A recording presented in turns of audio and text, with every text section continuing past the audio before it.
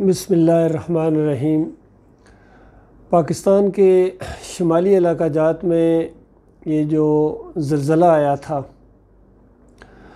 اس موقع کے اوپر یہ ایک ہینڈ بل تقسیم کیا گیا تھا لوگوں کو احساس دلانے کے لیے کہ یہ زلزلے اور طوفان اور اس طرح کی جو مصیبتیں ہیں یہ کیوں آ رہی ہیں، اور قوم کو اجتماعی طور پر اللہ کی طرف رخ کرنا چاہیے، معافی مانگنی چاہیے۔ تو یہ سلسلے رک نہیں پا رہے ہیں کیونکہ قوم نے معافی نہیں مانگی ہے، وہ اپنے جرائم میں بڑھتی چلی جا رہی ہے۔ جرم کیا ہے اس کی نشاندہی کی گئی تھی، تو یاد دہانی کے طور پر اب یہ ہینڈ بل دوبارہ پڑھا جا رہا ہے، اور تاکہ جہاں جہاں تک یہ آواز پہنچے لوگ غور و فکر کریں اس کے اوپر۔ اس وقت اس کا جو رکھا گیا تھا عنوان یہ زلزلے اور طوفان، اور اس کے بعد یہ جو کرونا کی لہر آئی تھی اس موقع پر بھی یہ ہینڈ بل پڑھا گیا تھا، لیکن کسی کے اوپر کوئی اثر نہیں ہوا۔ اب جنگ ہمارے بالکل سروں کے اوپر منڈلا رہی ہے، پوری دنیا میں بھی اور پھر ہمارے ملک میں خاص کر۔ تو اب اس عنوان کے تحت اسی چیز کو آپ کے سامنے پیش کیا جا رہا ہے کہ یہ جنگیں، زلزلے، طوفان اور یہ کرونا کی دوسری لہر آج کل ملک کے ایک بڑے حصے کو زلزلے کی تباہ کاریوں کا سامنا ہے، یعنی یہ اس وقت کہا گیا تھا۔ پھر سیلاب بھی آئے تھے بڑے جو بارشوں کی وجہ سے، اس کا بھی ذکر تھا۔ سونامی اور سیلاب میں ہلاکتیں، ہر طرف جنگیں، یہ سب کیا ہو رہا ہے اور کیوں ہو رہا ہے؟ جتنے منہ اتنی باتیں، ہر ایک اپنی رائے دے رہا ہے، یعنی ہر ایک اپنی رائے دینے کی کوشش کرتا ہے۔ آج کل تو سوشل میڈیا کا دور ہے، اس میں تو بہت ہی زیادہ کچھ سننے کو مل رہا ہے۔ تو یہ کہا جا رہا ہے کہ ہر ایک اپنی رائے دے رہا ہے، ہر ایک اللہ تعالیٰ سے معافی بھی مانگنے کے لیے تیار ہے، لیکن قصور کیا ہے؟ کس چیز کی معافی مانگی جائے؟ پچھلی قوموں کے واقعات اللہ تعالیٰ نے قرآن میں عبرت کے لیے بیان کیے ہیں کہ آخر کیوں ان کو تباہ و برباد کیا گیا، ان کا قصور کیا تھا؟ اللہ تعالیٰ فرماتا ہے قُلْ سِیرُوا فِی الْأَرْضِ فَانْظُرُوا کَیْفَ کَانَ عَاقِبَةُ الَّذِینَ مِن قَبْلُ کَانَ أَکْثَرُہُم مُشْرِکِین، سورہ روم، کہ ان سے کہو کہ زمین پر چلو پھرو اور دیکھو کہ تم سے پہلے کتنی ہی بستیاں تھیں کہ آخرکار تہس نہس کر ڈالی گئیں، ان کا جرم یہی تو تھا کہ ان کی اکثریت شرک کرنے والی ہو گئی تھی۔ سن رکھو آج ہماری مسلم قوم بھی اسی سبب سے ہلاکت اور بربادی کے کنارے تک پہنچ گئی ہے، ہماری مسلم قوم۔ اب عربوں کی حالت دیکھو، خود بر صغیر کے اندر ان مسلمانوں کی حالت دیکھو، پھر پوری دنیا میں ان کی حالت دیکھو، بالکل یہ کنارے پر چلی گئی ہے۔ ان کو علماء نے، ان کے قائدین نے ان کو جہنم کے کنارے پر کھڑا کر دیا، یقین کیجئے۔ جو مرتا جا رہا ہے، جو مرتا جا رہا ہے، کوئی اربوں کھربوں میں کوئی ایک ہو جو ایمان خالص کے اوپر ہو، لیکن اکثریت کا حال یہ ہے، یہ بھی ثابت کیا جا رہا ہے۔ پاکستان کا تو مطلب ہی لا الہ الا اللہ بتایا گیا تھا کہ یہاں ایک اللہ کی بندگی ہوگی، لیکن یہاں کیا ہو رہا ہے؟ بزرگوں اور اولیاء اللہ کو مشکل کشا، داتا، دستگیر اور غوث سمجھ کر مدد کے لیے پکارا جا رہا ہے۔ سجی سجائی قبریں ہیں جن کی قیمت منو سلوہ سمجھ کر کھائی جا رہی ہے، وہاں مجاورت اور کلندری ہے۔ ہر سال حج کے دن کی طرح عرس کا دن مقرر ہوتا ہے، حج کے دن کی طرح۔ لبیک اللہم لبیک کے مقابلے میں حق باہو، بے شک باہو اور بری کر کھری کے نعرے لگتے ہیں۔ غلاف کعبہ کی طرح قبر کی چادر کا اہتمام ہوتا ہے، طواف کعبہ کی طرح کوئی چکر لگاتا ہے، کوئی سجدے تعظیمی کرتا ہے، تو کوئی دعائیں اور مناجاتیں کرتا ہے۔ زمزم کی جگہ قبر کے دہن کو بوتلوں میں لاتے ہیں۔ ہدی کی طرح بابا کی نظر کا بکرا یا اونٹ ساتھ آتا ہے۔ غرض ہر طرف اور ہر جگہ نقلی کعبوں کی دھوم مچی ہوئی ہے اور خلقت تک ٹوٹی پڑتی ہے۔ ملک مقروض ہے، اس کے اوپر بھی میں نے 3-4 ویڈیو اپلوڈ کی ہیں، اس قرضہ اتارنے کا طریقہ، اور یہاں بتایا جا رہا ہے ملک مقروض ہے، اور گنج بخش یعنی خزانے بخشنے والا کے مزار پر سونے کے دروازے لگے ہوئے ہیں، بلکہ اب تو جنتی دروازہ بھی ہے۔ نہ ایمان نہ تقوی، بس ایک دفعہ جو گزر جائے سمجھ لو جنتی ہے۔ اس کے اندر سے ہمارے پرائم منسٹر عمران خان صاحب نے بھی گزرنے کی کوشش کی تھی، بلکہ گزرے ہیں، وہاں سجدہ بھی کیا اور گزرے بھی ہیں۔ یہ اس وقت یہ بات ان کو سمجھائی جا رہی تھی، لیکن ان کی سمجھ میں بات نہیں آتی ہے۔ نہ ایمان نہ تقوی، بس ایک دفعہ جو گزر جائے سمجھ لو جنتی ہے، اور اگر دروازہ کھلنے میں دیر ہو جائے تو ہزاروں پاؤں تلے کچلے جاتے ہیں۔ 7 والے کے عرس پر جاتے ہوئے کتنے ہلاک ہوئے، کوئی نہیں پوچھتا ہے اور نہ سوچتا ہے کہ آخر وہاں کیا لینے جا رہے تھے، اور کیوں نہ ان ہستیوں نے اپنے مریدوں کو بچایا۔ بغداد والے نے کتنوں کی حفاظت کی ہے، امت مشکلات میں پھنسی ہوئی ہے اور مشکل کشا کیا کر رہے ہیں۔ سیلاب زدگان اور زلزلے کے متاثرین کی امداد زندہ لوگ کر رہے ہیں یا قبر اور مزار والے کر رہے ہیں؟ فوج نے جا کے مدد کی تھی، کوئی مردہ اٹھ کے نہیں آیا ہے مدد کرنے کے لیے، یہ بات بتائی جا رہی ہے۔ لوگو کیا اب بھی ہوش میں نہ ہوگے؟ اب تو اللہ کی بات مان لو، رب ذوالجلال کے قہر و غضب کو مزید نہ بڑکاؤ۔ کلمہ توحید کے اقراری ہو تو اس کو اکیلا داتا، مشکل کشا اور حاجت روا مانو، اور اس کے سوا کسی کو نہ پکارو جو نہ سن سکیں اور نہ کچھ کر سکیں۔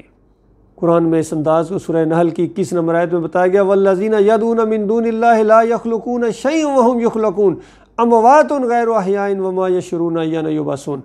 اور اللہ کے علاوہ وہ دوسری ہستیاں جن کو لوگ حاجت روائی کے لیے پکارتے ہیں، وہ کسی چیز کی بھی خالق نہیں ہیں بلکہ خود مخلوق ہیں، مردہ ہیں نہ کہ زندہ، اور ان کو یہ تک معلوم نہیں کہ انہیں کب دوبارہ زندہ کر کے اٹھایا جائے گا۔ ثابت ہوا کہ نبی صلی اللہ علیہ وآلہ وسلم اور شہداء بھی اللہ کی جنتوں میں زندہ ہیں، ان قبروں میں نہیں۔ اس کے اوپر ایک پورا ویڈیو میں نے اپلوڈ کیا ہے، میرے چینل پر آ کے پوری ڈیٹیل آپ دیکھ سکتے ہیں۔ مردوں کو قبروں میں زندہ سمجھ کر مدد کے لیے پکارنا ہی تو کفر و شرک ہے۔ خیر القرون میں مسلمانوں اور اسلامی فوج کا تو ایک ہی نعرہ اللہ اکبر رہا ہے، پھر یہ نعرے یعنی نعرہ رسالت، نعرہ حیدری، نعرہ غوثیہ، یہ نعرے ان کے خادم رضوی کے جلسوں میں، طاہر القادری کے جلسوں میں، ہر جگہ یہ نعرے لگ رہے ہیں، دین کی نشاندہی کی جا رہی ہے کہ یہ ایمان کے ساتھ مذاق ہے۔ اس سے اللہ کا قہر و غضب نہ بڑھ کے تو اور کیا ہو۔ کیسی بدنصیبی ہے کی بات ہے کہ زبان سے توحید و رسالت کا اقرار کرنے والوں اور اللہ اور رسول کو ماننے کا دم بھرنے والوں نے قرآن کی ہدایات اور رسول اللہ صلی اللہ علیہ وسلم کی تعلیمات سے بالکل ہی منہ موڑ لیا ہے۔ نور میں نور اللہ کے عقیدے کے ذریعے ذات کا شرک اپنایا، نبی صلی اللہ علیہ وسلم اور ان پیروں کو عالم الغیب مان کر اللہ کی صفت علم میں شرک ان کے ایمان کا حصہ بن گیا ہے۔ پھر واسطے، وسیلے، تعویذ، گنڈے، کڑے، چھلے نافع اور زار سمجھ کر لیا گیا۔ غیر اللہ سے محبت اور عقیدت میں تمام حدود سے تجاوز کر کے اللہ کی نافرمانی بلکہ بغاوت اور سرکشی میں کلمہ گو امت پچھلی تمام ہی قوموں سے بازی لے گئی ہے، لہٰذا یہ مسلسل اللہ کے عذاب کی لپیٹ میں ہے جس کی شدت میں اضافہ ہو رہا ہے۔ یاد رکھو، اب اگر اللہ کا عذاب دیکھ کر بھی تم نے توبہ نہ کی اور کفر و شرک سے باز نہ آئے تو اللہ کا شدید عذاب تمہیں آ پکڑے گا، الیاذ باللہ۔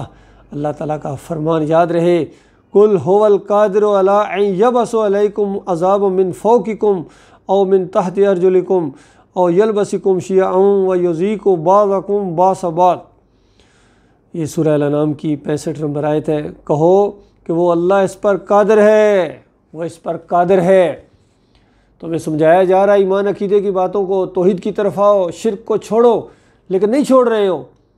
یاد رکھنا وہ اس پر قادر ہے کہ تم پر کوئی عذاب اوپر سے نازل کرے، یعنی بارشوں اور طوفانوں کے شکل میں بجلی کے کڑاکے تمہارے اوپر آئیں، پتھروں کی بارش تمہارے اوپر ہو، اور یا تمہارے قدموں کے نیچے سے برپا کرے، جس طرح زلزلے آتے ہیں زمینیں پھٹتی ہیں، یہ عذاب تمہارے اوپر، یا تمہیں گروہوں میں تقسیم کر کے ایک گروہ کو دوسرے گروہ یعنی دوسرے مسلک اور فرقے کی طاقت کا مزہ چکھا دے۔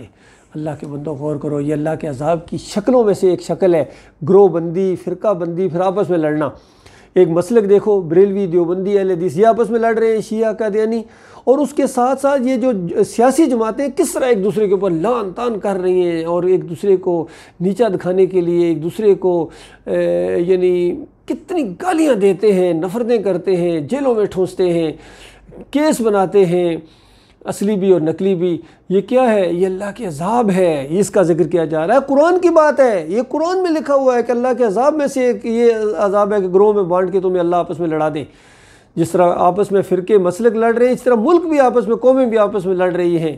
یہ امریکہ اور چائنا کی جنگ، یہ آپس میں ترکی اور یونان کی، اور پھر ابھی انڈیا اور پاکستان، اور یہ سارا جو ماحول بن رہا ہے یہ اللہ کے عذاب کی شکلیں ہیں تمہارے اوپر جو ابھی میزائلوں کی بارش ہونے والی ہے، یہ ایسے نہیں ہو رہی ہے، اور یہ جو جتنی بھی جنگیں ہیں یہ کوئی بھی حق اور باطل کی جنگ نہیں، یاد رکھیے، یہ بات کان کھول کر سن لی جائے کہ یہ باطل حق اور باطل کی جنگ نہیں ہے، یہ کلمہ توحید کے اوپر نہیں ہو رہی ہے، یہ دو باطل آپس میں ٹکرائیں گے، ادھر کے میزائل ان باطل پرستوں کے اوپر گریں گے، ان کے میزائل ان قبر پرستوں کے اوپر آ کر گریں گے، وہ مورتی کے پجاری، یہ قبر کے پجاری، گنبد کے پجاری۔